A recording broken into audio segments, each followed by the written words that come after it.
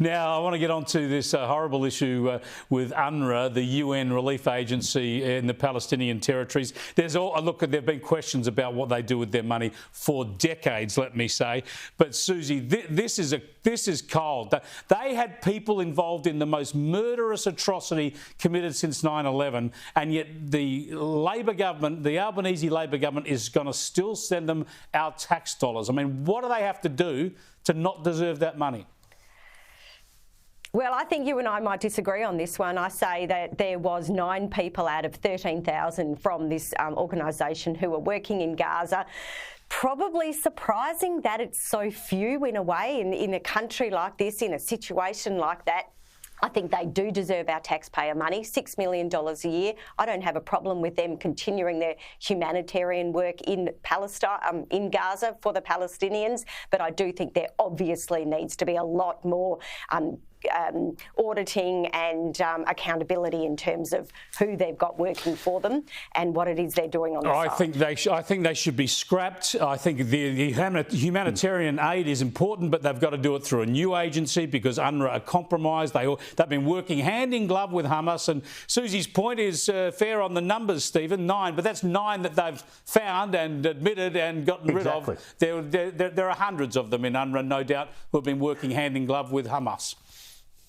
And that's the key, 9 that have been identified. But this isn't a problem that's only just popped up recently. I mean, we've known about this for months. And the reality is that there are other ways to get humanitarian aid to Gaza. And, you know, I mean, let's explore other options because we've been told from the very beginning by people on the ground that UNRWA is not the best option for getting humanitarian aid in there. So let's be a bit creative about this rather than just keep throwing money at an organisation that we know has been tainted for months, not just the last 24 hours when UNRWA finally woke up and said, oh, geez, there's 9 bad buggers that work for us. Yeah, when the war in Gaza is finally over, and however Gaza is run, it needs to be run by and helped by something other than UNRWA, in my view.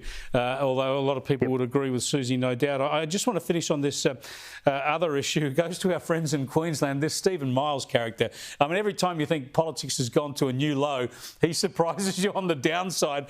His latest effort to make life easy for people is to have government-run petrol stations. Have a look.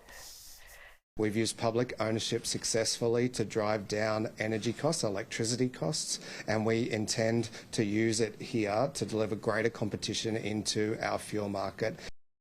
Susie, government-owned and run petrol stations, they may as well take over the bakeries and the dairies as well. They may as well just turn it into an East German control economy. Well, you've got to admire Stephen Miles. He's not going to let a lack of modelling or a lack of research get in the way of a light bulb moment from his government. I mean, seriously. I mean, this is all about protecting the mum and dad petrol station owners from big business, takeover by big business. So the answer is what, to let them be taken over by the government instead? I mean, it is absolutely ridiculous. And 85% of people in one online poll said, what are they thinking? This is absurd, and they're right. He's an absolute ripper, isn't he, Stephen? If he got re-elected, imagine the Olympic Games in Brisbane. It'd look like North Korea by then. Yeah, the work experience kid in charge of Queensland. Yeah, well, if he gets elected again, you know, the athletes can work from home, the petrol station attendants can work from home. Where's he going to get the land to build these service stations? Is he going to pay overs to buy the land banking from the big organisations? I mean, fair dinkum. This bloke needs to go now. You've tied the circle for us there beautifully. What's the problem with the government owning everything and running everything? The trouble is all the workers are at home still. This is going to fall over pretty quickly.